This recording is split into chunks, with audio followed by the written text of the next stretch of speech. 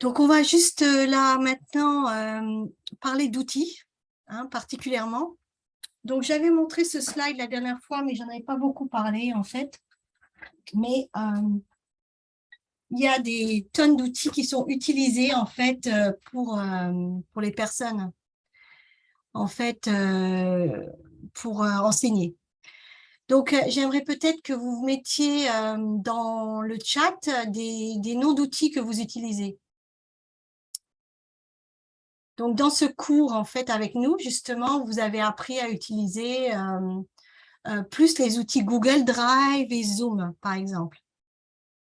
Mais quels autres outils vous pouvez nous citer en outils que vous utilisez dans vos cours, dans vos préparations de cours, pour faire des quiz, etc. Parce que certains ont utilisé d'autres choses aussi pour faire des quiz. Donc, j'aimerais que vous mettiez ça, soit vous parlez avec votre micro ou vous mettez ça dans le chat. Quels autres outils utilisez-vous?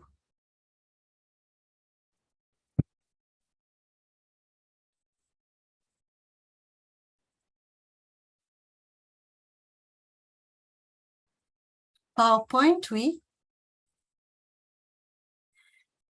Mais je dirais que si vous utilisez PowerPoint, vous pouvez toujours utiliser aussi Google Docs, mettre vos PowerPoint dans votre Google Drive de façon à ne pas les perdre. Ou de toute façon, dans Google Drive, vous pouvez utiliser Google Drive offline si vous utilisez Chrome ou si vous utilisez l'app. Donc, il y a une version offline aussi. Alors, vous parlez maintenant de Google Meet. Bon, on utilise Zoom ou Google Meet, par exemple. Ou on peut utiliser Teams aussi, Microsoft Teams, pour justement ces interactions synchrones. Chaque outil a ses plus et ses moins. Tous sont gratuits. Bon, Zoom est gratuit pour un certain nombre de minutes. Quand vous avez des formations d'un certain nombre de minutes, vous ne pouvez pas faire 3 heures de formation. Vous ne pouvez pas avoir... vous voyez même que nous, on paye notre Zoom et la semaine dernière, on avait eu un petit problème parce qu'à un moment, il y avait plus de 100 participants, etc. Donc après, ça, justement, ça, c'est des options qu'on peut ajouter. Google Meet aussi, c'est 100 maximum. Après, des outils comme Zoom, ils ont plus de choses pour l'éducation que Meet. Maintenant aussi, dans Microsoft Teams aussi, il y a certaines choses qui manquent.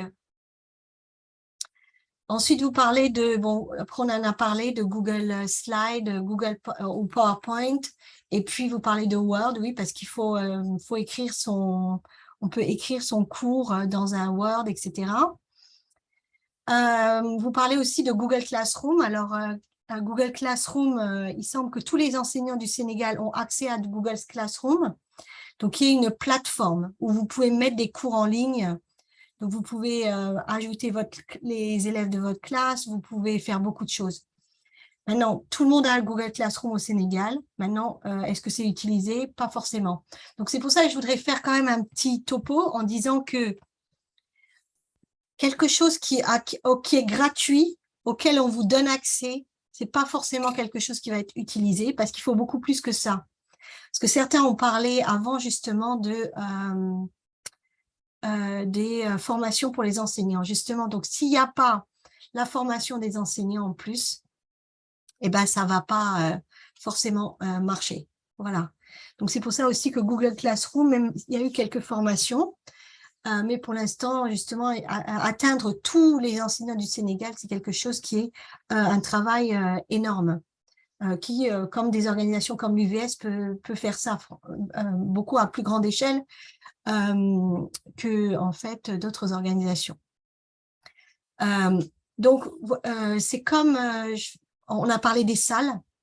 Avant, il y a des salles informatiques dans certaines écoles, mais elles ne sont pas utilisées.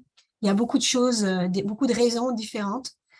Une étant justement le fait que il y a pas assez de personnes formées pour ces salles. Parce qu'avoir une salle, c'est pas avoir une salle. C'est pas ça qui va changer complètement la dynamique. Déjà, oui, il faut vraiment réfléchir avant d'aller voir la salle, comment la salle va être utilisée, par qui, Et puis, la maintenance de la salle. Parce que c'est ce qu'on voit aussi qui est un des gros problèmes, c'est la maintenance de la salle. Ensuite, c'est comme même nous, à un moment, dans l'éducation universitaire, hein, on nous avait dit, il y a les MOOC. Donc, je pense que vous avez déjà entendu parler des MOOC, hein, M-O-O-C. Oui.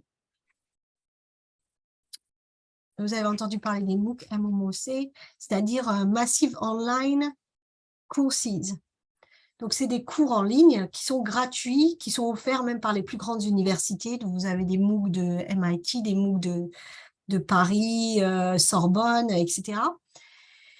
Et puis donc, fait par des enseignants aussi qui sont des bons enseignants. Et en fait, on disait que voilà, donc il va plus y avoir d'université parce que en fait, tout le monde va prendre des cours en ligne gratuits et des meilleures universités. Conclusion, un MOOC, il peut y avoir, on va dire, 300 000 élèves qui s'inscrivent dans un MOOC, mais en fait, combien d'élèves vont finir le cours? Juste 10%. 10% des élèves vont terminer le cours maximum. Donc, c'est sûr que bon, c'est gratuit, les gens vont s'inscrire. Mais nous aussi, on voit ça. Hein, quand on a, des fois dans nos programmes, on voit, parce que justement, on a des cours gratuits de Python, mais les personnes doivent payer pour avoir le certificat. Donc, on va avoir 150 personnes qui s'inscrivent. Et à la fin, combien de personnes vraiment terminent? On va avoir 20 personnes qui terminent. Parce que justement, prendre un cours en ligne, ben ça demande une certaine discipline. Et donc, justement, encore une fois, c'est pas parce que c'est gratuit, parce que c'est disponible, que forcément les gens vont prendre l'opportunité en fait de le faire. Ok, très bien. Donc, on voit aussi, oui, bien sûr, les formations, même les enseignants qui sont intervenus de l'UVS font beaucoup de formations à distance, incluant avec l'AUF. Donc, il y a aussi tout ce genre de choses. Donc, il faut être, de toute façon, il faut être à l'aise pour des formations en ligne. Vous pouvez prendre de toute façon, il y a des sites comme FunMOOC aussi, qui a beaucoup de MOOC en français. Euh, Après, il y a des MOOC qui sont les MOOC beaucoup plus en anglais, comme Coursera, EDX, etc. Mais voilà, encore une fois, c'est gratuit, d'accord, mais pas forcément utilisé. Donc ensuite, je vois d'autres noms d'outils, Shemsketch, AlgoBox, SineQuanon. Donc d'autres outils sûrement plus spécifiques hein, pour des choses comme les sciences, etc. Donc là, c'est un panorama des outils numériques. Hein, donc, pour des outils numériques pour, par exemple, faire des présentations, en bas, c'est faire des présentations ici.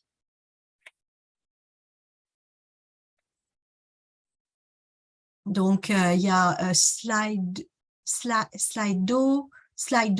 Prezi. On voit que Google n'est pas forcément présenté ici, mais bon, ça aurait pu l'être. Hein.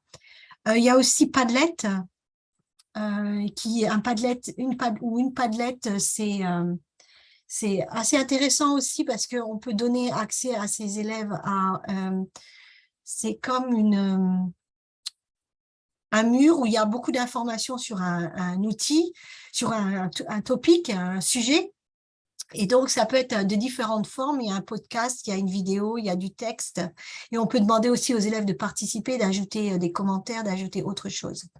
Donc ça, c'est tout des outils de présentation. Comment faire des capsules d'enseignement comme des vidéos. Donc, on peut utiliser YouTube, mais on peut aussi utiliser le Cartable, Powtoon et Movely. Donc ça, c'est d'autres éditions, d'autres choses. On peut vouloir faire des jeux, plus des jeux qui... ça peut être des quiz qui ont l'air plus de jeux, etc. Comme, donc, des jeux pédagogiques, il y a jeux pédagogiques, calculatrice, le Cartable et Learning Apps. Après, il y a des outils d'évaluation, justement. Comment on évalue? Alors, avec des quiz, avec d'autres choses. Hein, donc, bien sûr, en tant qu'enseignant, on va dire, nous, ou le quiz, c'est bien pour évaluer les premières connaissances, quoi. Mais après, il faut des outils où on peut faire des problèmes, où on peut noter, en fait, automatiquement. Donc là, on a des exemples de quiz. Donc, il y a Quizlet, Socrative, Kahoot, dont on va avoir une présentation aujourd'hui, etc. Donc,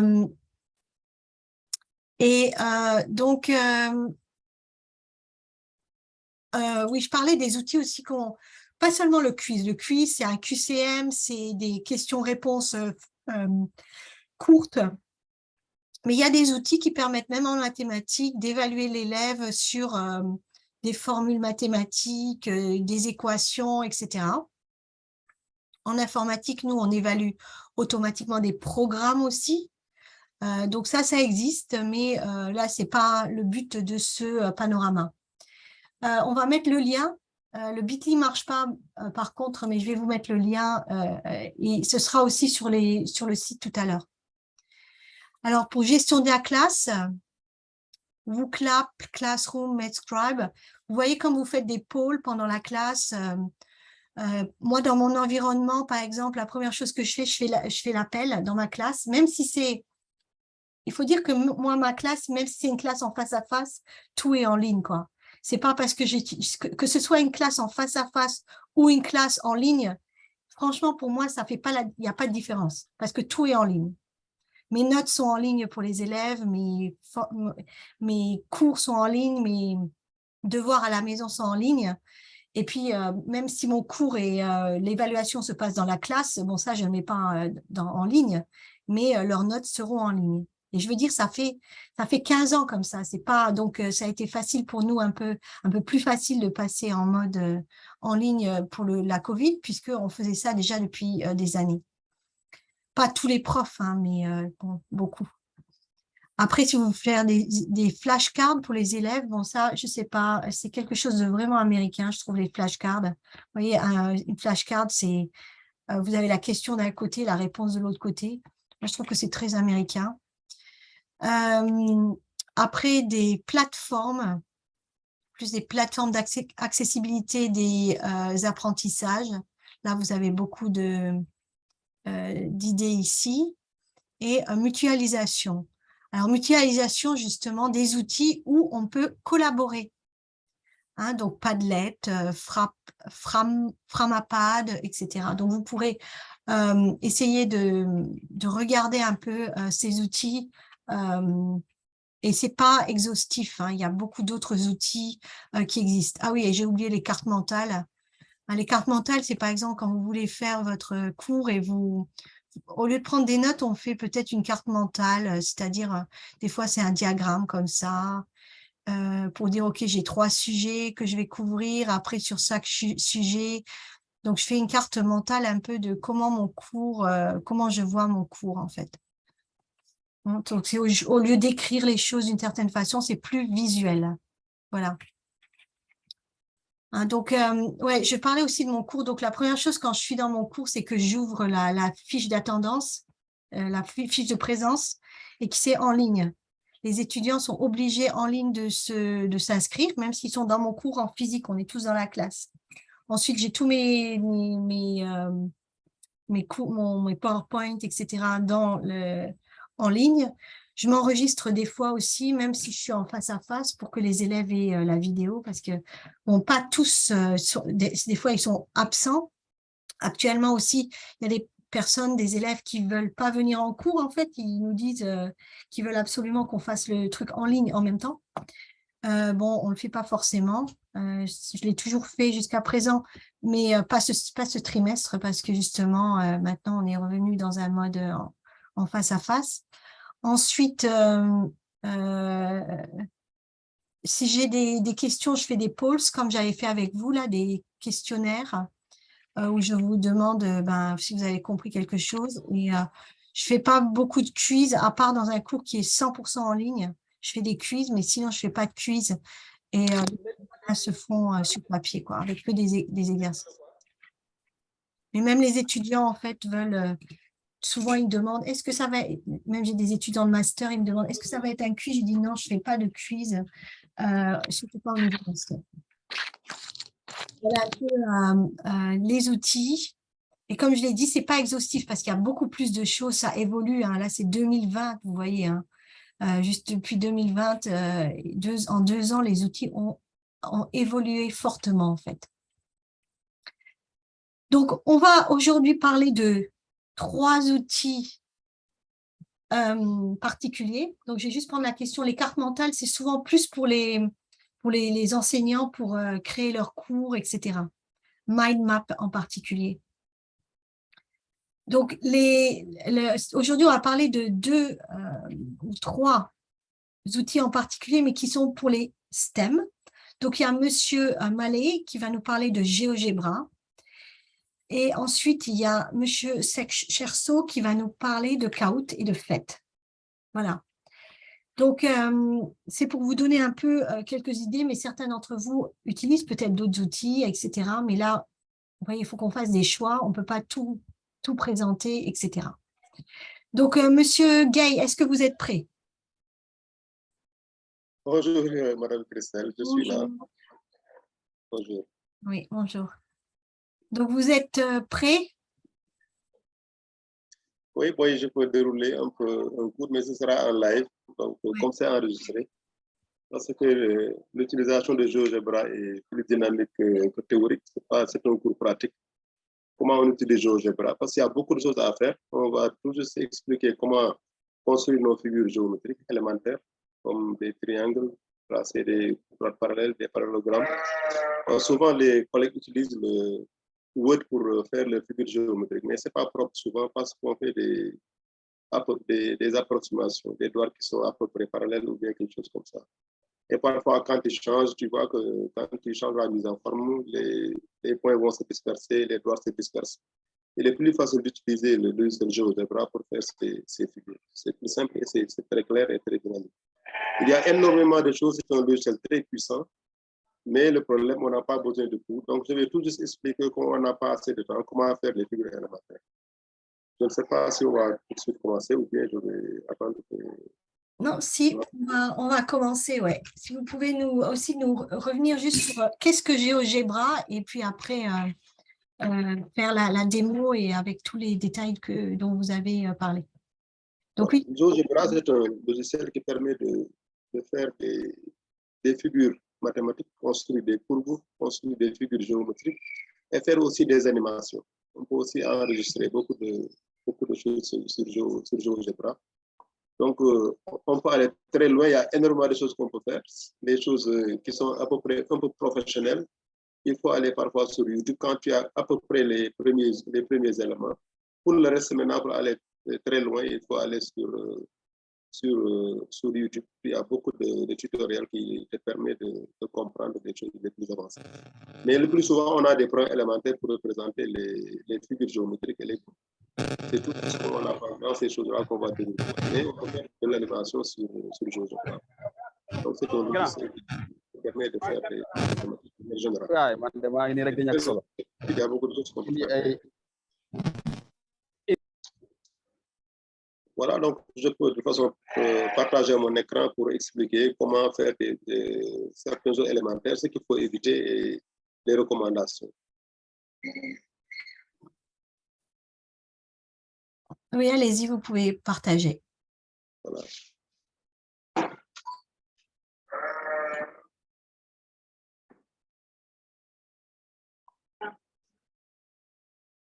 Oui, est-ce que tout le monde voit mon écran pour le moment? Oui. Tout le monde voit l'écran, je pense. On voit l'écran, oui. Donc voilà, donc le logiciel GeoGebra, il faut télécharger le logiciel soit sur l'ordinateur ou bien sur l'Android, le portable. Vous pouvez avoir le logiciel. Vous avez pratiquement les mêmes options, aussi bien sur le portable que sur l'ordinateur. Mais il est préférable et plus rapide de travailler avec l'ordinateur quand même. Donc ici, je travaille avec mon ordinateur. Je pourrais aussi travailler avec mon portable. Donc voici l'icône, donc GeoGebra. Quand tu lances GeoGebra, il y a donc ici ce qu'on appelle ici, la feuille de travail, c'est ici. souvent, donc, le logiciel est présenté comme ça avec les axes qui sont là. Mais la plupart du temps, l'axe n'est pas configuré. Vous avez des petits caractères comme ça, c'est avec la taille 18. Il faut d'abord configurer donc, pour voir mieux les chiffres et les axes. Et là, il faut cliquer ici, donc sur la barre d'algèbre. Voilà. Et à partir de là, maintenant, donc, il faut cliquer sur les paramètres, pardon.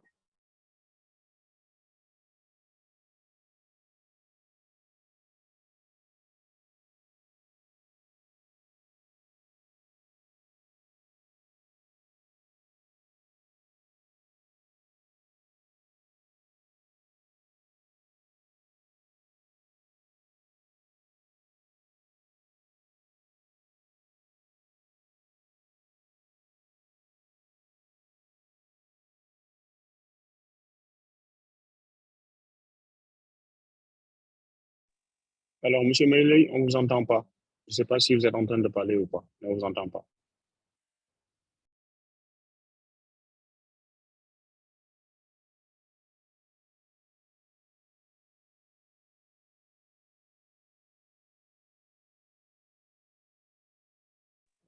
Allô, Monsieur Ley? Monsieur Ley, on ne vous entend pas. Monsieur Meiley?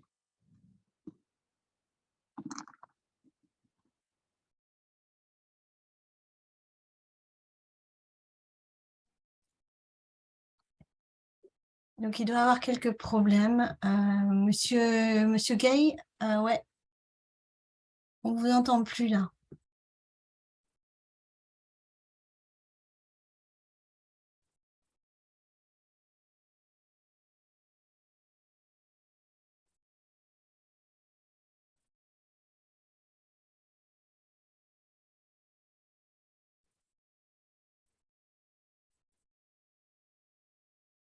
Attendez, je vais...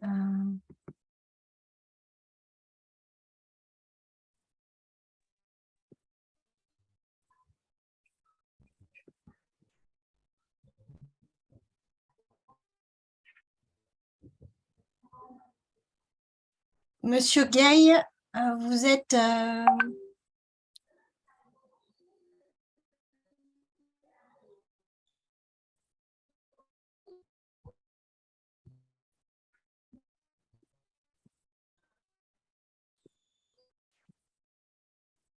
Sinon, je vais arrêter son partage et après, pour qu'il puisse...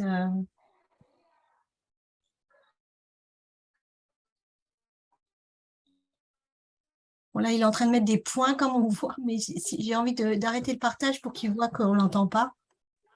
Oui, je pense que c'est mieux.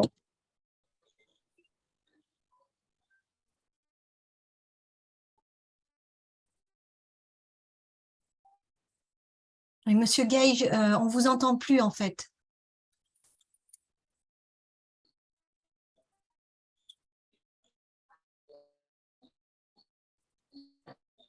Allô?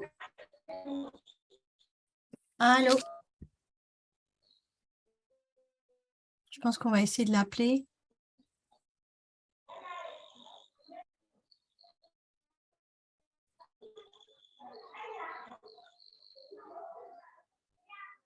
Je pense qu'il a un problème de micro parce que on entend un peu de son, mais pas tout le son.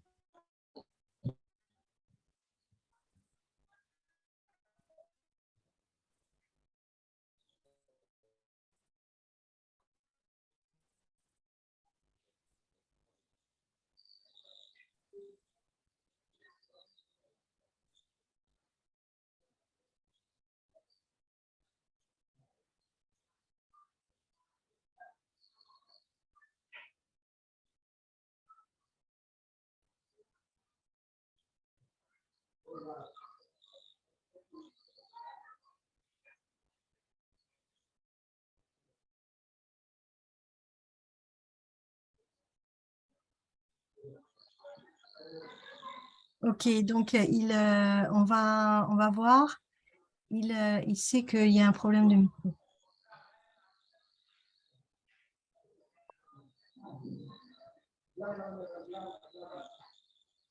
Je vais arrêter l'enregistrement. Placer le point d'intersection.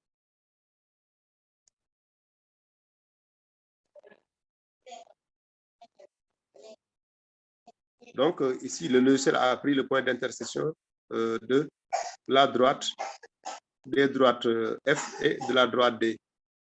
Mais parfois, tu cliques comme tout à l'heure que j'ai dit, tu mets un point ici. Le logiciel fait une petite erreur que tu ne peux pas détecter. De telle sorte que si tu déplaces la figure, le point que tu as utilisé ne va pas être déplacé. Donc, ce qui est plus simple toujours, c'est de cliquer ici et de faire l'intersection des deux droites. Donc, quand tu cliques sur intersection, tu cliques sur cette droite F et tu cliques sur cette droite D et le logiciel te fixe le point d'intersection. De telle sorte que si tu déplaces la figure, le point d'intersection va bouger avec l'écran.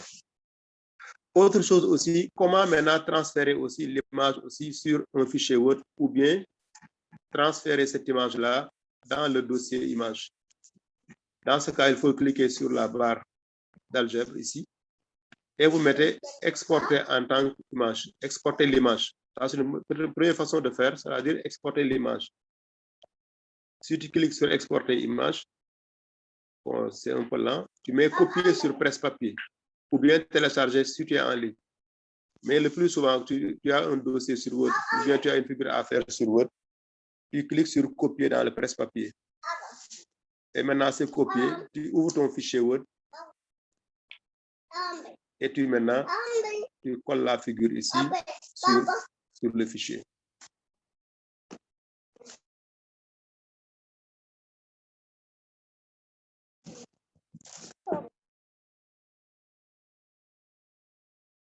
Bon, c'est un peu lent parce qu'il y a la connexion qui rend les choses un peu lentes. Voilà, et voilà donc tu as donc l'image ici que tu peux maintenant configurer avec l'outil image. Tu peux réduire, agrandir ou déplacer la figure. Et voilà. Bon, je passe parce qu'on n'a pas assez de temps. La configuration, bon, tout le monde sait. Par exemple, tu peux mettre 5 pour réduire l'image et manipuler l'image. Voilà, tu as donc l'image qui est là.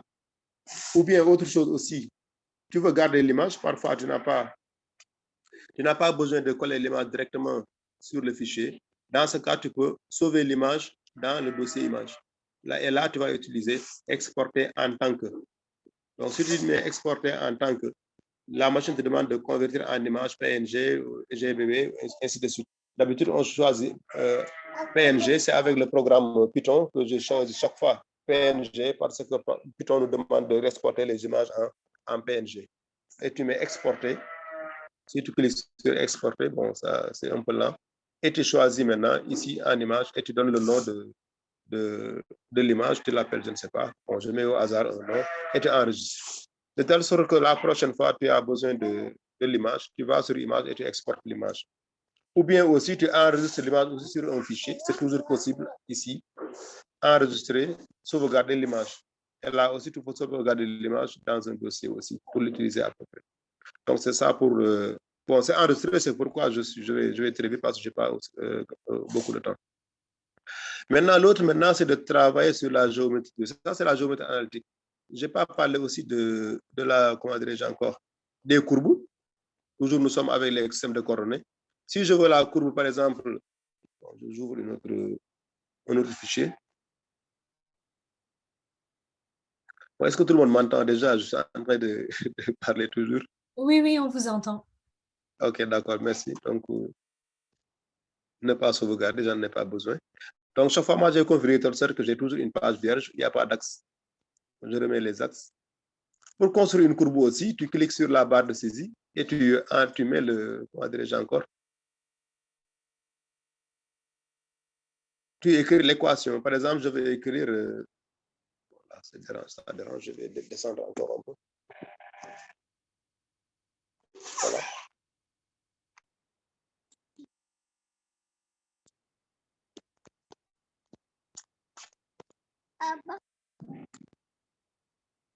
Donc, je veux écrire l'équation x au cube, par exemple, x. Si bon, le carré, c'est automatique. Mais si je veux cube, j'active ici. Et je mets, par exemple, x au cube. Maintenant, je sors. Bon, il faut que je déplace. déplace cette barre-là. Je ne sais pas si je peux réduire ça. Je vais voir si je peux réduire. Madame Christelle, est-ce qu'on peut réduire la barre? Est-ce que Vous voulez dire quoi? Bon, réduire pour ne plus le voir. Nous, on ne voit pas votre barre de Zoom. Hein. On ne voit pas. Ok, d'accord, c'est bon. Moi, Oui. ça cache mes équipes. Voilà, donc x au cube. Donc, je reviens sur la fonction. Donc, pour écrire x au cube, le curseur est au-dessus, au niveau de l'exposant. Il faut déplacer le curseur. Par exemple, maintenant, -1, par exemple. Bon, je mets une parenthèse pour faire la division. Je divise donc sur x carré plus 1. X carré, le carré automatique, vous voyez, plus 1, par exemple. Et voilà, tu as la courbe de la fonction automatiquement. Et là aussi,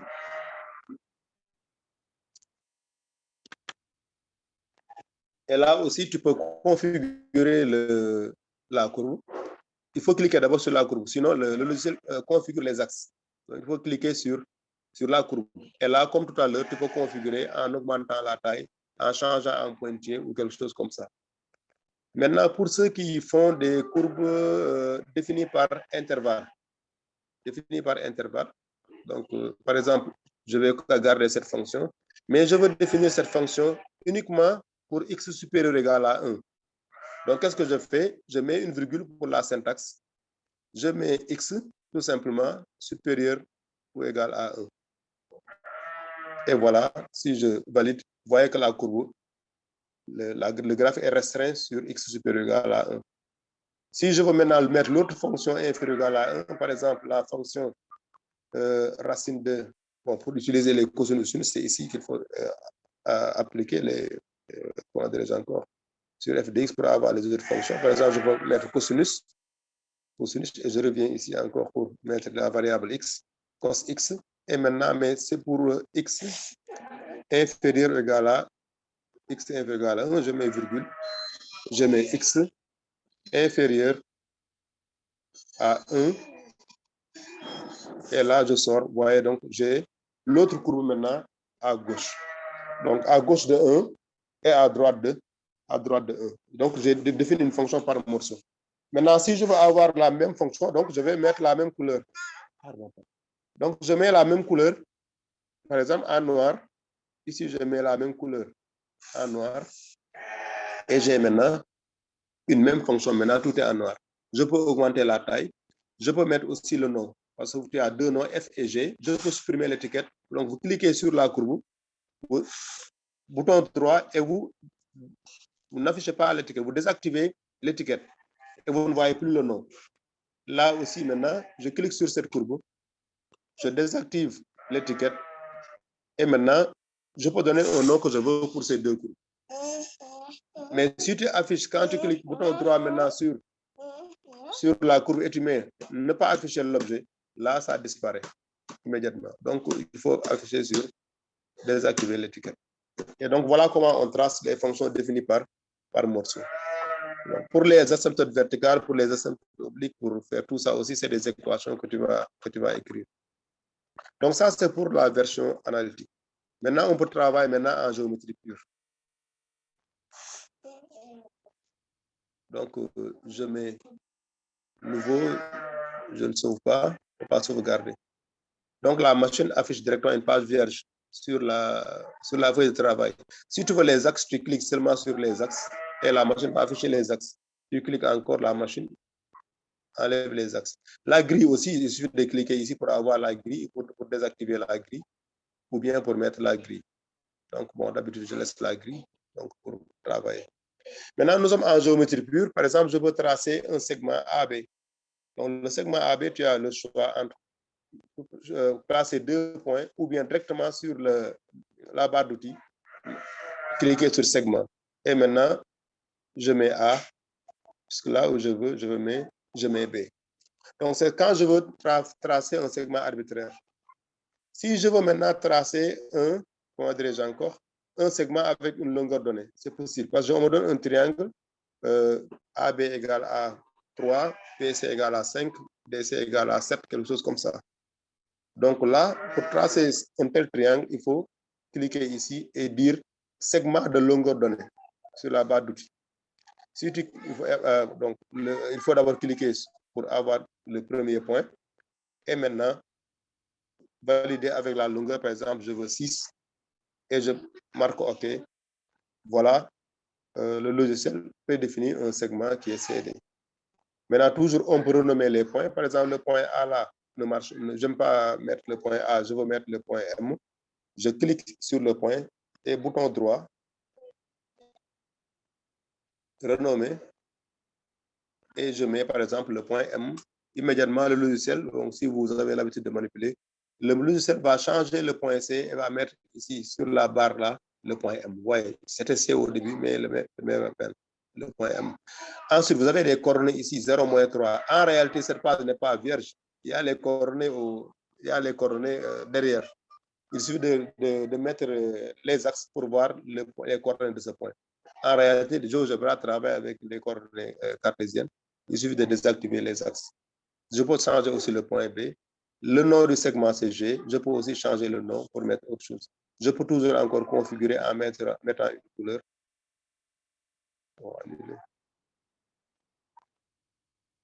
Bon, je n'ai pas désactivé le point, l'icône, la barre des outils. Voilà, donc il faut toujours désactiver pour ne pas avoir toujours les mêmes choses. Et maintenant, si je clique ici, je peux changer la couleur, comme j'avais dit la fois passée. On peut aussi regarder d'autres couleurs avec plus pour changer. Et là, maintenant, il change avec la taille, je mets souvent 7, c'est plus lisible. Je peux désactiver aussi le nom si ça ne marche pas. Je désactiver l'étiquette et tu as cette bloc. Dans l'emplacement aussi, tu peux faire bouger et changer la configuration. Donc ça, c'est pour tracer un segment. Maintenant, les figures dont on a besoin, souvent, c'est les triangles. C'est les triangles et les parallélogrammes. Le plus souvent, on travaille avec ces figures et les cercles. Maintenant, pour un triangle quelconque, on peut utiliser directement la barre d'outils. Donc, la barre d'outils, il y a donc ici polygone. Donc, je vais descendre cette barre-là. Excusez-moi.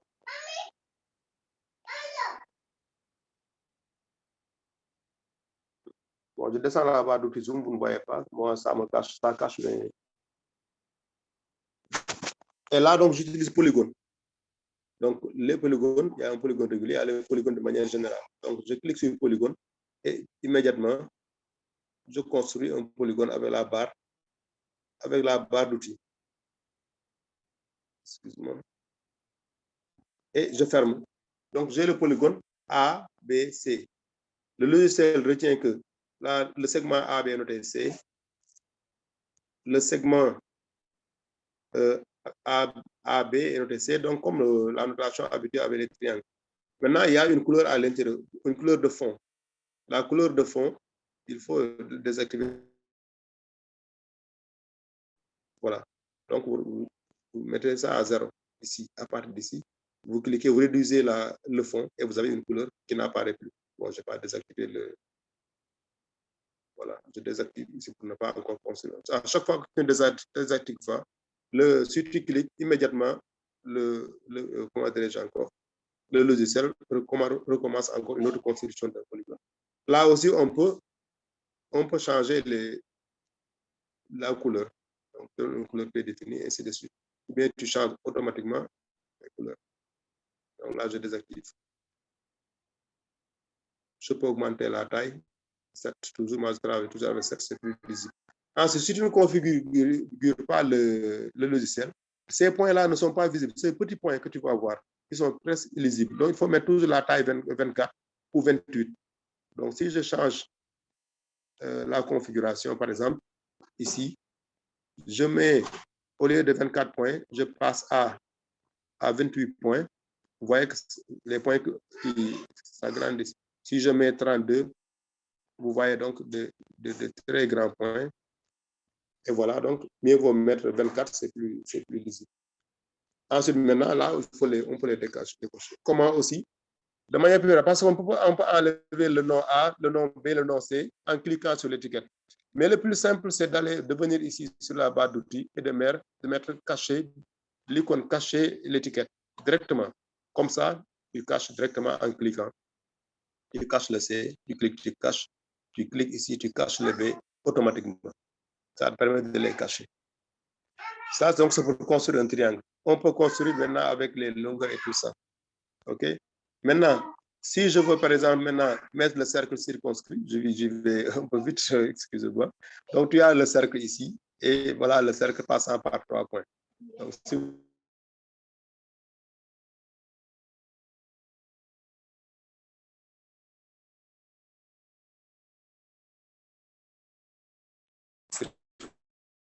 Là, il y a un petit problème de son. Il y a un petit problème de son encore. construire... Il y avait un petit... Excusez-moi. Donc, excusez-moi. Si tu veux le centre, ah bon, il y a une... Apparemment, ça t'est connecté là. C'est bon maintenant. Allô? Oui, c'est bon maintenant. Oui. C'est bon maintenant, en fait. Voilà, merci. Donc, si tu veux le centre, tu cliques ici sur la barre d'outils, tu cliques sur milieu ou centre, puis maintenant tu cliques sur le cercle et le logiciel te place le centre du cercle. Est-ce que vous voyez? Donc, le centre est prédéfini comme D. Tu peux toujours changer en cliquant sur le point et de renommer toujours et de mettre, par exemple, le point O. Je mets le point O si je veux changer. Et là, le logiciel va mettre O. À la place de D que tu vois, le logiciel va mettre O. Et ainsi de suite. Tu peux aussi construire, par exemple,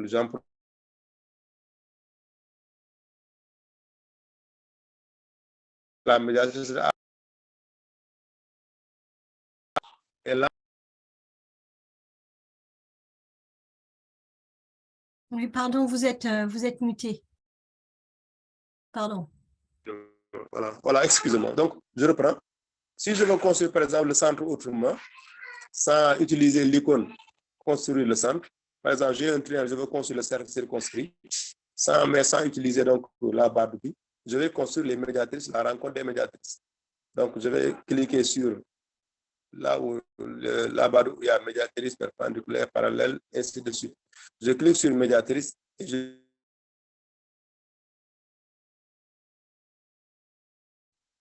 voilà. Je peux toujours encore sur sans désactiver. Je vais cliquer directement ici et tu as une autre médiatrice. Après, maintenant, tu vas venir ici sur les intersections. Tu cliques sur intersection. Ensuite, tu cliques sur les deux droites médiatrices. Et maintenant, tu as le point D qui a été défini tout à l'heure, qui a changé encore. Tu vas changer encore la nomination pour avoir le centre. Donc, en même temps, ici, j'ai montré comment on construit la médiatrice d'un segment. Il suffit de construire le segment, de cliquer sur médiatrice et d'avoir maintenant.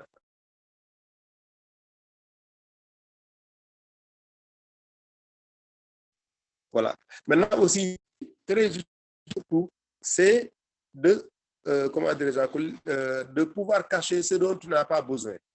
Par exemple, ici, j'ai une figure, mais je n'ai pas besoin des médiatrices. Je n'ai pas besoin d'un point ou quelque chose comme ça. C'est très utile parce que souvent, on construit des choses seulement pour fixer un point ou bien fixer quelque chose. On y reviendra tout à l'heure. Je clique toujours sur ici, afficher caché. Donc voilà, afficher caché. Par exemple, je peux cacher le cercle. Je peux cacher cette droite médiatrice. Je peux cacher la médiatrice. Je peux cacher le point D. Maintenant, si tu cliques ici, maintenant sur l'icône sélectionnée, tu as immédiatement une figure comme ça. Tu n'as pas vu le cercle, tu n'as pas vu la droite, tu n'as pas vu tous ces objets dont tu n'as pas besoin. Il suffit maintenant de revenir encore ici, tout simplement, et de revoir les choses. De cliquer sur afficher maintenant, et maintenant, l'objet va réapparaître. C'est ça l'avantage. C'est ça l'avantage de cette barre. Donc, voilà donc pour une première étape. Maintenant, le point M, AM égale 1/3 de AB, par exemple. Là, il faut comprendre un peu de mathématiques. On peut utiliser une icône qui permet, ou bien le séquençage qui permet de diviser le segment en 3. Là, la syntaxe est très compliquée parfois. Ce qui est plus simple, c'est de dire que si j'ai AM égale 1/3 de AB, donc mathématiques, pour vous excuser ceux qui ne font pas de mathématiques, le point M appartient au cercle de centre A et de rayon 1/3 de AB. Donc, qu'est-ce que je vais faire? Je vais placer le point M tel que AM égale 1/3 de AB. OK? Donc, qu'est-ce que je vais faire? Je vais construire le cercle. Je vais dire ici, je viens ici. Je dis cercle de centre et de rayon. Je vais construire le cercle de centre et de rayon. Ce qui est intéressant dans GeoGebra, c'est parce que la syntaxe est très simple. C'est comme tu écris comme ça naturellement. Je clique sur A. Donc, voilà.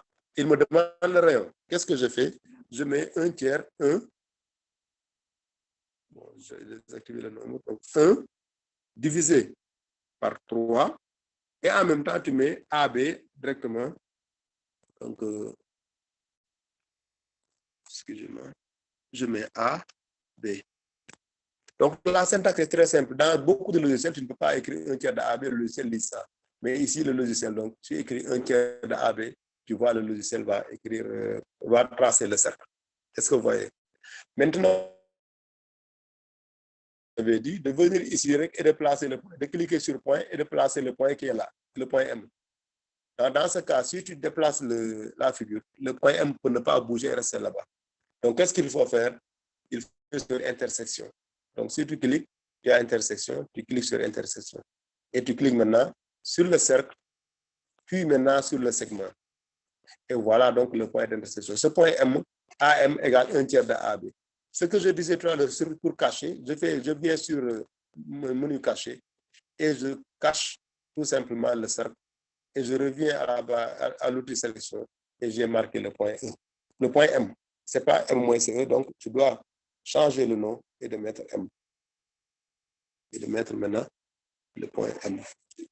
Bon, j'efface d'abord E et je mets le point M. Et donc, j'ai construit le point M. Du coup, maintenant, je construis le vecteur aussi. Le vecteur AB, donc, ça permet de construire donc, les segments. Donc, je viens sur le vecteur et je construis le vecteur. Les vecteurs sont définis à partir de points. Et voilà, j'ai construit le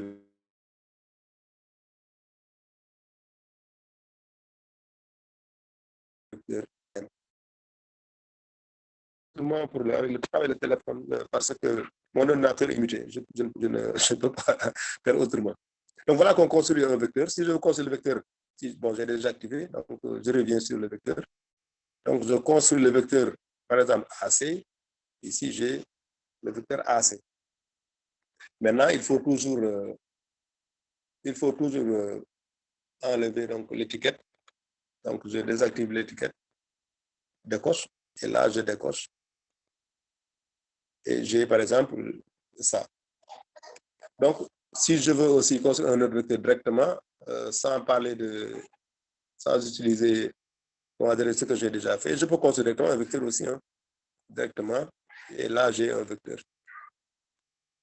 F. Maintenant, si je n'ai pas besoin des origines, je n'ai pas besoin de l'extrémité, je n'ai pas besoin de W, je peux tout simplement cacher les objets. Je décoche ici, je décoche ici.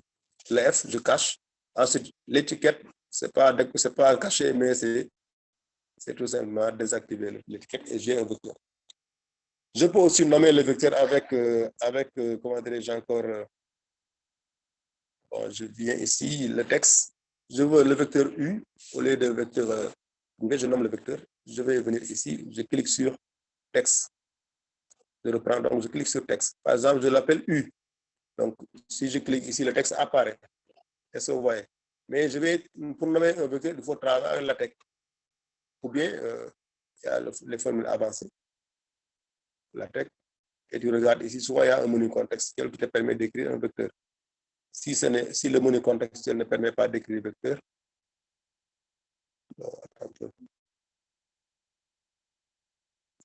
tu écris la syntaxe, parce que parfois il faut connaître les syntaxes la texte. C'est pas méchant, c'est de petites choses. Bon, j'ai pas vu c'est pas très grand. Et je mets vect, excusez-moi, grand C, vect, et maintenant, je l'appelle vect U. U, parenthèse fermée. Et voilà.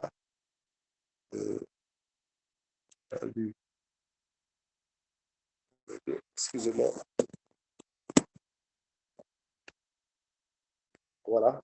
Bon, je peux changer encore. Bon, c'est l'écran, vous ne voyez pas ça, mais c'est la barre des tâches de Zoom qui m'empêche de voir. OK. Et voilà. Donc, bon, excusez-moi. Donc, il y a. Excusez-moi. Donc, j'ai oublié le. Madame Kessel connaît ces choses-là, c'est le coding. Donc, j'ai oublié le.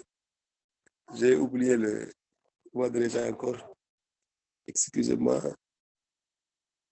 L'anti-slash. Je pense que c'est le 8. J'ai 8. Voilà. Tu vois. Bon, je sais pas. Je pense que j'ai perdu la syntaxe. Est-ce qu'il n'y a pas quelque chose qui ne va pas là? Bon, je vais revoir là. C'est la syntaxe que j'ai oubliée à peu près. Je ne sais pas si ça. Est-ce que c'est pas à l'intérieur? Excusez-moi. Parfois, doubler syntaxe. Voilà, vecteur U. Non, ça ne marche pas là. Donc, je vais revenir sur la syntaxe pour mettre le vecteur. Je vais revoir après. Bon, je fasse le texte. Mais je vais revoir la syntaxe. On met vecteur AB avec la texte et tu as le vecteur U au-dessus. Bon, je vais revoir la syntaxe. Donc, je pense que il reste les angles maintenant. Excusez-moi. Monsieur Gay, en fait, Oui. Si vous pouvez en fait terminer dans quelques minutes. Oui, bon, c'est ça pourquoi je vais très vite là, parce qu'on n'a pas assez de temps. Je vais juste parler de l'angle maintenant. Je pense que bon, il reste à construire le parallélogramme. Je pense que c'est plus urgent que l'angle. Comment construire un parallélogramme?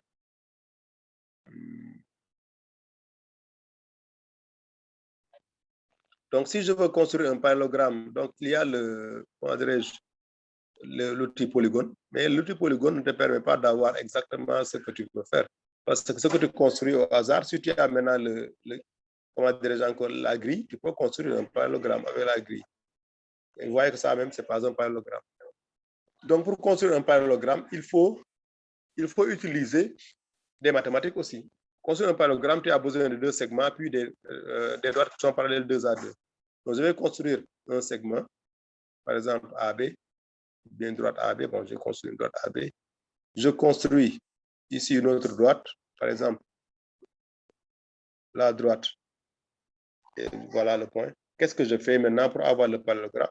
Je dois construire la droite qui passe par C et parallèle à AB. Donc, je vais, voilà, droite parallèle.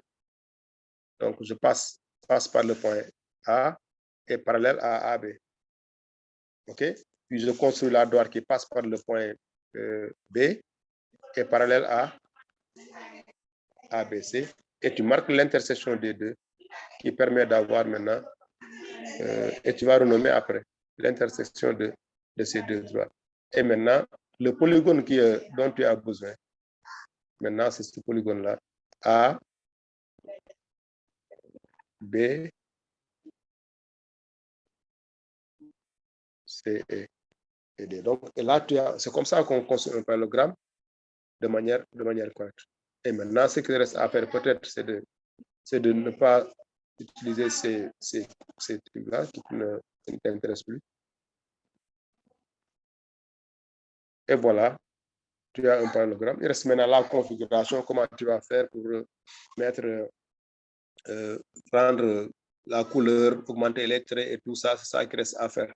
Mais tu as un parallélogramme, si tu modifies les points, le parallélogramme va bouger suivant la figure que tu veux obtenir. Parce que parfois, tu as une figure, tu mets des points, c'est pas, comment dirais-je, c'est pas très grand, c'est trop petit ou quelque chose comme ça, tu peux agrandir. Mais si tu ne le fais pas comme ça, tu ne pourras pas déplacer et que tu conserves ton parallélogramme. Et maintenant, bon, je peux pas. passer à autres angles. Si le temps nous le permet, je peux montrer comment on construit un angle. Donc, je prends la barre d'outils, je mets angle. Et je fixe donc les points.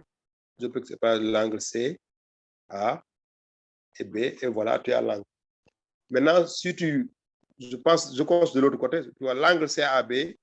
Avec le logiciel, si tu cliques sur B, A et C, le logiciel va te mettre l'angle de l'autre côté. Donc, si tu veux maintenant avoir l'angle du bon côté, il faut travailler dans le sens rétrograde. Voilà, dans le sens rétrograde. Donc, je veux un angle qui est comme ça, de ce côté-là, qui me construit de ce côté-là. Donc, je vais construire dans le sens rétrograde. Voilà. Donc, et puis, on peut configurer aussi l'angle en mettant donc, avec la barre d'outils, on peut mettre des flèches et on peut tout mettre. Donc, voilà, donc c'est tout juste un début. Quand vous consultez maintenant, vous seul maintenant avec ça, vous pouvez faire ce que vous voulez avec GeoGebra. En réalité, c'est tout juste un début. Et maintenant, quand tu as fini maintenant, tu exportes ton schéma dans Word ou bien tu sauves dans Image de telle sorte que la prochaine fois, tu peux l'utiliser. Donc, j'ai donné pas mal d'informations tout simplement pour utiliser GeoGebra. Maintenant, pour comprendre et utiliser GeoGebra, il faut de la pratique en réalité. Moi, je n'ai jamais regardé, nulle part pour regarder pour construire avec GeoGebra. Je l'ai fait seul, je n'ai même pas regardé du tutoriel. Pour te dire que donc, le problème, c'est la pratique. Tout ça, je le fais comme ça, sans jamais regarder un logiciel ou quoi que ce soit. Je viens directement et j'utilise le menu, c'est Eloka, et puis c'est terminé. Hein. Donc, c'est ça. Donc, je m'excuse pour la précipitation parce que le temps qui nous permet. Merci à tous et à tout à l'heure pour les questions. Merci. Bon, merci beaucoup, Monsieur Gay. Donc, je voulais quand même donc il y a eu beaucoup de démos différentes pour l'utilisation de GeoGebra et on voit que c'est un outil vraiment que les enseignants utilisent et vraiment qui peut faciliter leur travail. J'aimerais aussi quand même que tout le monde, en tant qu'enseignant, vous pensiez à comment est-ce que justement l'élève peut aussi utiliser cette app et peut-être pour faire un devoir à la maison, etc. Donc, regardez un peu, réfléchissez un peu à ça, quoi, dans vos prochains cours, juste pour vous donner un devoir à faire, mais qui est un devoir à long terme. Parce que, d'accord, on peut utiliser nous-mêmes, mais après, il faut voir comment est-ce que, justement, est-ce que ça peut être utilisé par l'élève lui-même pour en fait supporter son apprentissage, quoi, en fait. Est-ce que vous avez une réponse par rapport à ça, Monsieur Gay? Excusez-moi, donc c'est ça, c'est-à-dire ce que disait tout à l'heure un collègue sur la sous-utilisation des salles informatiques. Parce qu'en réalité, les élèves ont besoin d'utiliser GeoGebra pour faire des constructions à l'ordinateur, pour faire des animations, par exemple avec les liens géométriques, pour faire énormément de choses dans les salles informatiques. C'est aussi valable aussi pour SVT, pour PC. Il y a beaucoup de logiciels qui permettent de faire des expériences et tout ça, mais malheureusement, les salles informatiques sont là, mais il n'y a personne qui peut venir ici installer les logiciels dont on a besoin pour travailler. Mais en réalité, c'est destiné pour les élèves, avoir des figures qui répondent aux attentes, des figures propres. Ça, c'est pour les élèves, parce que nous, on peut travailler à améliorer, faire n'importe quoi. L'essentiel, c'est d'avoir un outil sur lequel on peut réfléchir. Mais si c'est un élève, il faut une figure propre, très claire et très propre. Donc là, il faut utiliser comment dirais-je, GeoGebra. Moi aussi, avec les S1 souvent, je leur dis que vous avez besoin de l'outil GeoGebra pour regarder l'outil algébrique que vous manipulez, les limites, les fonctions et tout ça. Vous pouvez regarder directement sur GeoGebra.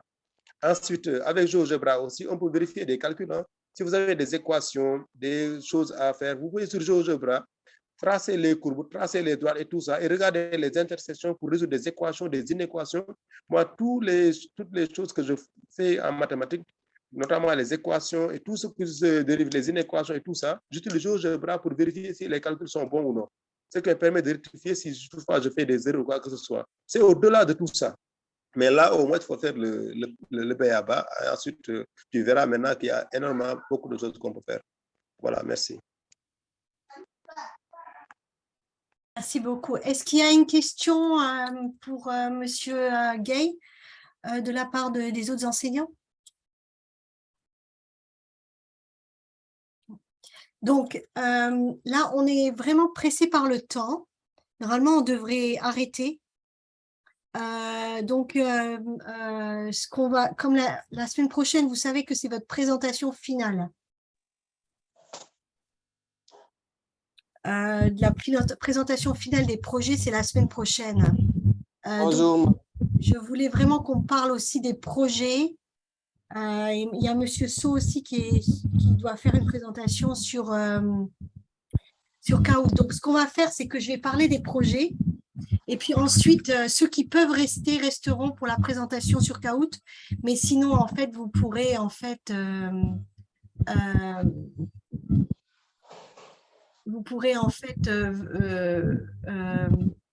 reprendre ça sur la vidéo. Monsieur, il y a une question, Monsieur Barra? Oui, bonjour, madame. Allez-y. Bonjour, chers collègues.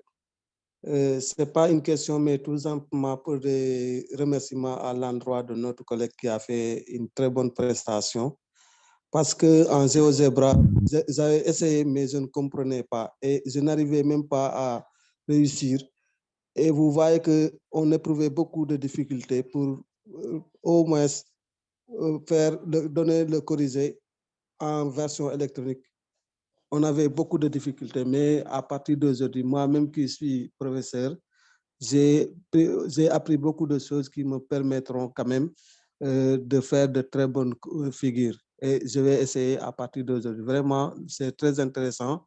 Et je voudrais également dire que les élèves en ont besoin parce qu'actuellement, nous sommes au monde du 21e siècle où tout le monde utilise presque les nouvelles technologies de l'information et de la communication. Raison pour laquelle, donc, avoir un certain outil d'information sur les GeoGebra et autres, c'est vraiment intéressant. Donc, je vous remercie très sincèrement. Vraiment, j'ai beaucoup appris aujourd'hui même. C'est ce que je voulais dire de la part de certains parmi nous qui ont peut-être éprouvé ces difficultés et qui aujourd'hui, au moins, ont compris quelque chose à partir de ce projet. Merci.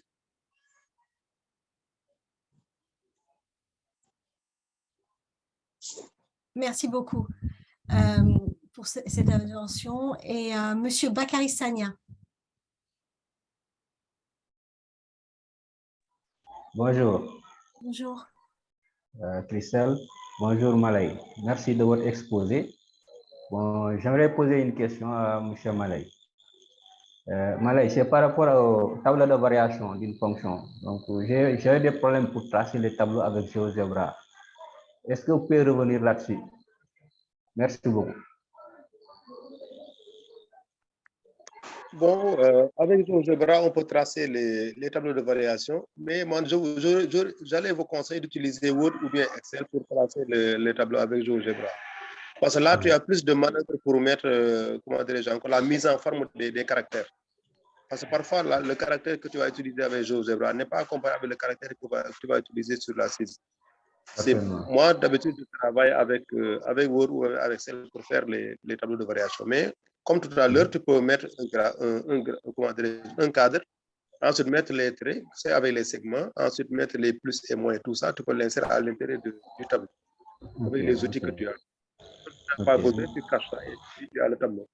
Maintenant, qu'est-ce qu'il reste à faire, c'est de copier le presse-papier et de le coller sur la page avec laquelle tu travailles. Et moi, je t'aurais conseillé d'utiliser. Il y a un outil très intéressant, c'est le capture d'écran. Souvent, ceux qui ont le système de 2010, Windows ou bien autre chose comme ça, vous pouvez regarder dans la barre recherche, vous tapez capture. Il va te montrer l'écran.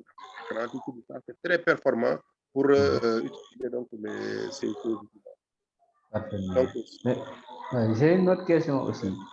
Allez-y, je vous en prie. Oui, mais par rapport aussi, donc, par exemple, aux courbes.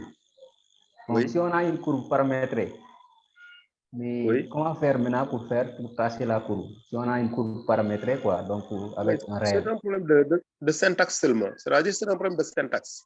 Souvent, avec les logiciels, c'est comme le coding, on a un problème de syntaxe. Vous voyez, tout à l'heure, j'ai oublié la syntaxe sur le vecteur. Bien que je manipule ça à chaque fois, ça fait longtemps que je ne l'ai pas utilisé. Immédiatement, j'ai un peu à peu près, j'ai un peu oublié la syntaxe. Mais pour une courbe paramétrique, tu mets des parenthèses et tu mets une virgule entre les deux expressions. D'accord. Est-ce que vous m'entendez? Par exemple, T et exponentielle de T. Voilà. Tu ouvres une parenthèse, tu mets cos T, virgule, exponentielle de T, et tu valides et tu as la courbe. D'accord, d'accord, Voilà, d'accord. Merci beaucoup. Merci. C'est pourquoi je l'utilise. Est extrêmement simple. D'accord, C'est d'accord. ça l'avantage. La syntaxe n'est pas du tout compliquée. C'est tout à fait naturel. Comme tu tapes un texte, c'est comme ça la syntaxe de jeu. Parfaitement, parfaitement. Voilà, Merci beaucoup, M. Malay. Merci. Et il y a aussi une question de Elhaj Mbaye Thiam. Oui, bonjour à tous. Bonjour. Oui, bonjour Christelle et bonjour Monsieur Gay. Vraiment, nous vous remercions beaucoup pour votre intervention. Vraiment, c'est très intéressant et j'ai beaucoup appris aujourd'hui. Bien vrai que j'ai l'habitude d'utiliser GeoGebra, mais vraiment, ça devient plus clair. Et j'avais une question à vous poser, Monsieur Gay. Est-ce qu'on pouvait utiliser GeoGebra dans d'autres disciplines comme SVT? Parce que j'ai constaté que pour construire des tubes à essai, par exemple, est-ce qu'on peut utiliser GeoGebra? Vraiment, nous vous remercions. Et si vous pouvez vraiment m'éclaircir sur cette question. Et je vous remercie beaucoup. Bon, bonjour, je te fais regarder, non, vous excusez. Donc, d'habitude, en physique et en chimie, construire des figures avec GeoGebra est très compliqué. D'habitude, on utilise des images prédéfinies. Par exemple, tu vas sur le net, ce que vous pouvez faire. Allez sur le net et télécharger des images compatibles avec ça et maintenant charger ça sur GeoGebra. Mais construire un tube AST sur GeoGebra, c'est possible. Mais là aussi, en réalité, ce qui est plus simple, c'est de le télécharger et de l'utiliser sur GeoGebra ou bien sur Word. Mais tu peux mettre une ellipse, mettre des tubes et faire ce que tu veux avec GeoGebra, mais le plus simple, c'est de télécharger l'image. Moi, pour le physique et chimie, je vous conseille pour certaines figures de télécharger une image sur Internet ou bien les images prédéfinies dans la machine et d'utiliser. C'est mieux. Pour aussi pour les spirales et toutes ces histoires-là, vous pouvez télécharger sur le net les images et les utiliser. Je suis d'avoir un peu la main maintenant pour vous faire rapidement la figure. Mais n'empêche, tu peux le faire sur GeoGebra, mais ça va te coûter un temps très, très cher là, tu n'en as pas besoin en réalité, parce que les figures sont disponibles sur le net, certaines figures. Mais n'empêche, tu peux utiliser les outils pour construire ce que tu veux en réalité. Ça, il faut être un bon dessinateur, tout simplement. Parce que les outils sont disponibles. C'est ce que je pouvais dire. Merci. Voilà, merci beaucoup. C'est très clair. Merci.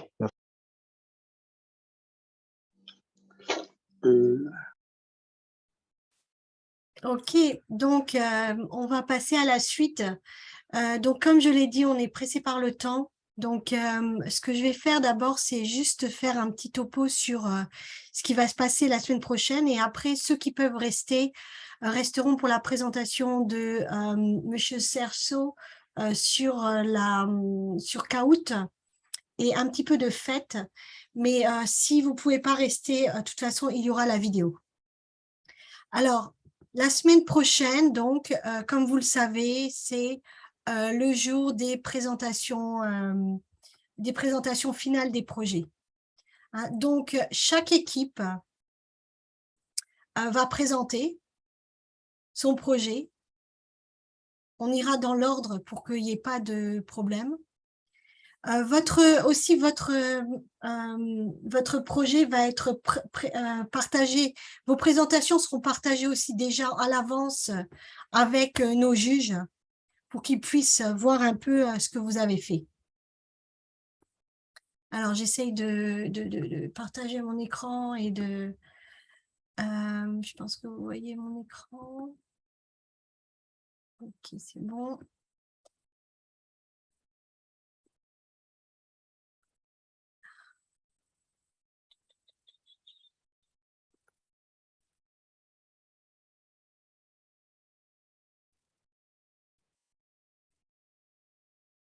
Donc, moi aussi, c'est lent.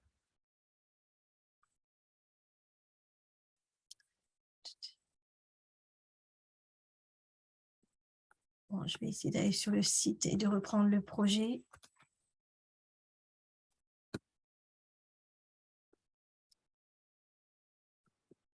Donc, vous avez vos présentations.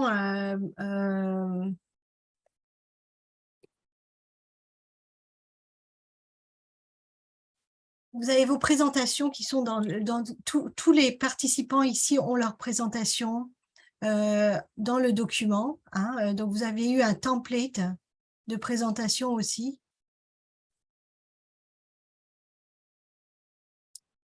Diapo, projet.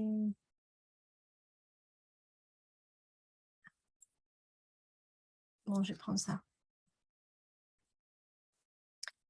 Donc, vous devez faire une présentation la semaine prochaine. Encore une fois, vous irez dans l'ordre. Il y aura des juges et ils vont donc regarder vos projets. Comme on l'a dit, il y aura un petit concours, mais c'est une compétition vraiment. C'est parce qu'on avait fait une compétition l'année dernière, que les participants qui étaient des enseignants voulaient aussi qui est ça. Donc, bon, voilà. Mais c'est bon enfant et on va dire aussi que c'est les prix, comme je l'ai dit, seront des prix tout à fait symboliques hein, qu'on vous enverra. Hein, donc, de toute façon aussi, là, on va commencer à vous envoyer aussi, vous deviez tous avoir un sac, etc. du projet. Donc là, on est en train de commencer à l'envoi. Donc, vous nous direz quand vous aurez reçu ça, mais pour l'instant, ne nous demandez pas parce que ce n'est pas envoyé. Hein. Ce n'est pas nous qui l'envoyons, comme je l'avais dit, on travaille avec une organisation qui fait ça. Donc, tout le monde, vous avez votre équipe et dans votre équipe, en fait, vous avez votre...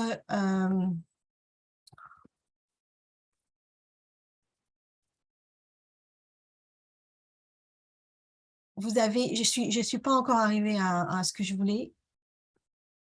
Je vais prendre équipe 1. On va voir. Voilà. Donc, vous préparez votre présentation. Donc, il y a 2 choses dans une présentation. Hein. Il y a la présentation sur le PowerPoint, bien sûr. Mais après, il faut aussi que vous vous entraîniez. Alors, comme il y a 18 équipes, hein, c'est beaucoup d'équipes. Donc, aussi, on va regarder est-ce que les 18 vont participer parce que peut-être qu'il y a des personnes qui ont abandonné aussi le cours. Donc, on va voir ça. Mais ça sera 5 minutes de présentation par personne. Donc, même si vous mettez beaucoup de choses sur votre présentation, parfois, on n'a pas le temps de tout dire, mais vous devez vous entraîner pour que votre présentation, réellement, elle puisse tenir en 5 minutes. Hein, parce que si une personne va faire sa présentation pendant, vous voyez, pendant 20 minutes, on n'est pas sorti de l'auberge, comme on dit, puisqu'il y a 18 présentations. Donc, il faut vraiment que vous essayiez de regarder au temps. Donc, le mieux, c'est de s'entraîner à ça. Donc, entraînez-vous entre vous dans votre équipe. Après, est-ce que c'est une personne qui doit parler ou tout le monde? Ça aussi, il faut que vous voyez. Mais sachez quand même que vous voyez bien qu'avec le... qu'est-ce qui se passe? C'est que quand on fait en ligne, il y a l'autre personne, son micro ne marche pas, etc. Là, on perd du temps. Donc, il faudrait aussi regarder que ce soit la personne qui est la personne qui est prête, qui a une bonne connexion Internet, etc., qui fasse son projet. Là, j'ai déjà renommé, puisqu'on n'est plus dans le template, on est dans la présentation réelle, hein, on n'est plus un template. Donc, vous avez votre présentation, je vais regarder avec cette équipe. Alors, par exemple, là, il y a un lien, je vois. Désolée. Bon, là, il semble que l'équipe, il y a une seule personne. Je ne sais pas s'il y a une seule personne dans l'équipe 1 ou plusieurs personnes, mais d'après le slide, il y a une seule personne. Donc, maintenant, en fait, si vous mettez les noms, oui, des personnes qui ont participé, il y a peut-être des personnes aussi, oui, qui ont abandonné. Bon, là, je voulais vérifier est-ce que le lien marche. J'arrive pas. Bon, je ferai ça tout à l'heure. Mais là aussi, pour vous dire que mettez les noms de toutes les personnes qui ont participé au projet. Cette diapo, vous l'enlèverez juste à la fin, quand vous avez fini votre présentation. Vous l'enlèverez, celle-là. Là, on voit bien que c'est la leçon de sciences physiques, le poids, la masse, relation entre poids et masse. Là, je dirais juste relisez un petit peu et puis remettez tout en place là, parce que juste pour que ce soit plus lisible. Les élèves. Bon, là, je n'ai pas d'informations encore sur les élèves. Qui sont-ils et tout ça? Si vous avez des photos, mettez-les. Le quiz, des captures d'écran. Alors, si le quiz est long, vous faites 2 diapos de capture d'écran, mais quand vous présentez, vous mettez toutes les questions, vous faites une capture d'écran par question, par exemple. Mais quand vous présentez, vous n'allez pas avoir le temps de parler des questions et de tout montrer. Donc, vous allez parler d'une seule question, par exemple. Voici un exemple d'une question.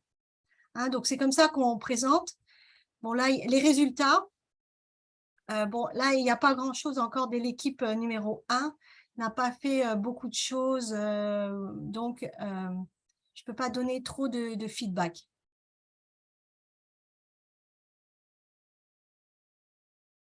Je vais essayer d'aller dans une autre équipe pour voir qu'est-ce qui se passe. Ça va être de façon aléatoire, donc je ne regarde pas et je choisis, OK, équipe 9. Et équipe 9, j'ai l'impression que c'est une équipe qui... Non, ça, c'est pas ça. Hein. Parce que l'équipe 9, je pense que c'est une équipe qui n'avait pas fait beaucoup de choses aussi, encore. Donc, on va regarder équipe 6, puisqu'ils veulent qu'on regarde leur équipe. Juste désolée, là, je ne sais pas, c'est parce que j'ai beaucoup de choses ouvertes, j'ai Zoom en même temps. Alors, je vais essayer d'aller dans l'équipe 6, le plus vite possible.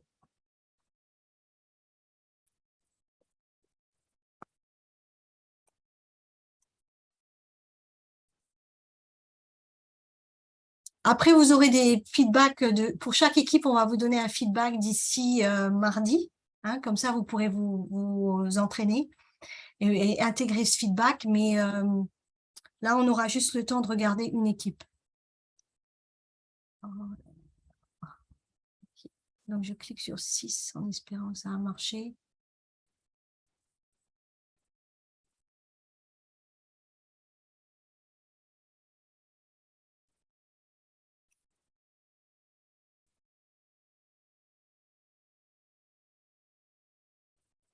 OK, donc là, je vois ça.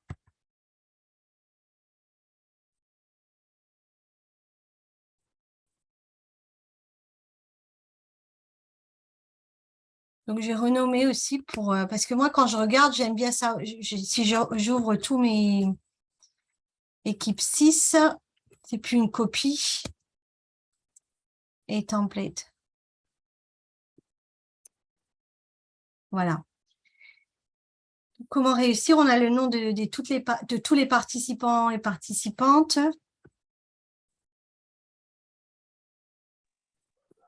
Il y a un participant qui est absent depuis le début. Ah, donc, au fait, vous pouvez décider d'enlever cette personne aussi. Hein. Je suis désolée. Leçon, évaluation, niveau secondaire, matière. La classe, donc lycée, les lycées qui sont utilisés, nombre d'élèves ciblés. Après, on voit le lien vers le quiz. Vous avez utilisé Google Form. Le quiz prend environ 10 minutes, je pense que c'est ça. Vous avez ajouté des choses comme ça. Donc là, vous avez toutes les questions. Vous voyez, vous n'allez pas pouvoir faire ça. Hein, vous oui, il y a 11 questions. Ouais, surtout pendant votre présentation, tout le monde, vous n'allez pas pouvoir nous parler de ces questions. Bon, moi, personnellement, ce que je ferai. En fait, les questions, il y a une différence entre les questions parce qu'il y a les QCM, il y en a qui demandent des liens. Peut-être on va cibler. Ouais. Il y en a 4 au moins de différents. On va les laisser. Donc là, vous C'est n'êtes un- pas obligé de mettre un slide par question, hein. Vous pourriez Voilà, vous laisser, je vais vous laisser ça comme ça, mais vous pourriez très bien faire un slide. d'accord. On va regrouper les questions qui se répondent de la même façon par slide Voilà. Vous pour pouvez pour faire, gagner du temps. Voilà. hein. Mais surtout aussi, ne nous parlez pas pendant la présentation. Vous n'aurez pas le temps, hein, de nous dire la question. Voilà, vous pouvez lire une question, vous pouvez nous faire une question si vous voulez. Mais si on commence à faire toutes les questions là, on va prendre trop de temps, hein. Oui, oui, on va essayer de respecter les 5 minutes parce qu'on Ouais. a programmé les entraîner comme vous l'avez prévu. Voilà. Donc là, on voit qu'il y a une question à choix multiple. Là, il faut mettre un fichier. Voilà. Il faut que c'est une question qui se corrige manuellement aussi. Mhm. Ça ne se corrige pas automatiquement. Ouais. C'est ça la différence Voilà, avec c'est les autres questions. ouais. Donc, si l'élève répond, c'est au professeur de corriger. Mhm. Et l'avantage, c'est que l'élève peut bénéficier de 2 correcteurs différents. Oui. En fait, donc là, si je vois, c'est que vous avez posé beaucoup de questions aussi sur comment apprendre. Comment faire une évaluation? Ouais. C'est pour préparer l'élève à faire une évaluation. Parce que souvent, Oui. ils ont des difficultés. Oui. Ils apprennent bien, mais ils ont du mal à savoir qu'est-ce qu'il faut apprendre, qu'est-ce qu'il ne faut pas apprendre, comment s'y prendre le jour J. Mhm. On a travaillé sur ça, quoi. Ça nous a pris beaucoup de temps quand même. Donc voilà. Et puis ensuite, on arrive à le déroulement de l'activité. Voilà, là aussi, on a commencé à remplir. Voilà. Donc, beaucoup d'entre vous aussi ont beaucoup de réunions Zoom, je vois. Vous êtes Oui, très actifs sur Discord. Donc, tout ça, ça peut être reflété sur le déroulement de l'activité, hein. et pour la fin, on a mis la photo de l'équipe, quoi. Je sais pas. Merci de votre Oui, attention. c'est bien, c'est très bien, oui. D'accord. Bon, là, les résultats, c'est ce que vous allez faire, c'est ça? Vous êtes à cette partie-là que vous allez compléter? Oui, on n'a pas terminé. Là, voilà la photo de l'équipe. Ok, très bien. Oui.